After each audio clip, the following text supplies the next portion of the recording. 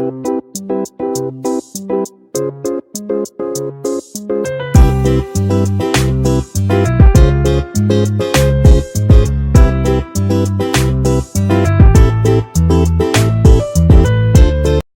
Kitchen मध्ये नमस्ते. आजची recipe आहे, तुम्ही चाट म्हणा किंवा तोंडी लावायला अशी छान अशी भाजी बोला.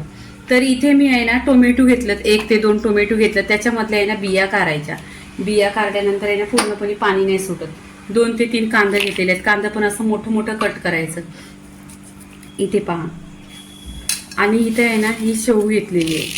जशी आलू शेव भेटते ना बाहेर तशीच आहे ही. भरपूर अशी आलू शेव घ्यायची. त्याच्यामध्ये आहे ना भरपूर अशी कोथिंबीर टाकायची. इथे आहे ना मसाला घ्यायचा आहे. गरम मसाला एक अर्धी चमचा आहे. अर्धी चमचाने 1 चिमूटभर बोललं तरी. कांदा लसूण मसाला, काश्मीरी लाल मिरची पावडर, आमचूर पावडर, पिठी साखर आणि चवीनुसार मीठ. इथे पिठी साखर टाकून घ्यायची. इथे सगळं मसाला एकजीव करायचा पूर्णपणे आणि सगळं ह्याच्यामध्ये टाकायचं. 1 नंबर ही चाट लागते. तुम्ही नक्की माझ्या पद्धतीने बघा.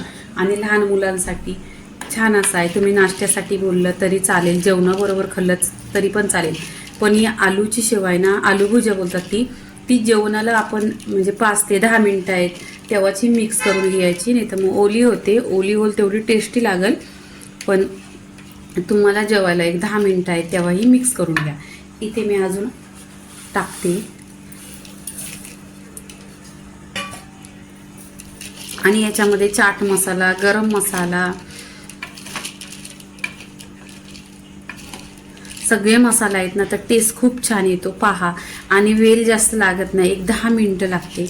आणि भरपूर याच्यात कांदा, टोमॅटो आणि कोथिंबीर टाकायची.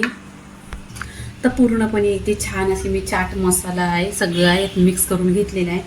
इथे आहे ना कोथिंबीर पण भरपूर टाकलेली आहे. तर पूर्णपणे ही रेसिपी झालेली आहे. लाईक करा, शेअर करा, सबस्क्राईब करा आणि कशी वाटली ती तुम्ही कमेंट करा.